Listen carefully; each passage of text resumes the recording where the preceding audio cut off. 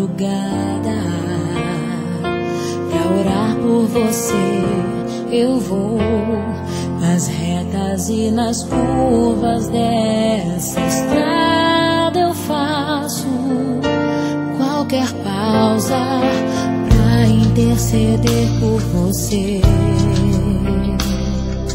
pra enxugar suas lágrimas e agradecer por cada minuto da sua vida,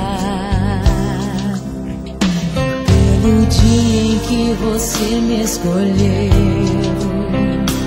amiga. Vou te levar comigo pra onde quer que eu vá. Eu vou usar as minhas mãos pra te ajudar a levantar quando estiver sofrendo.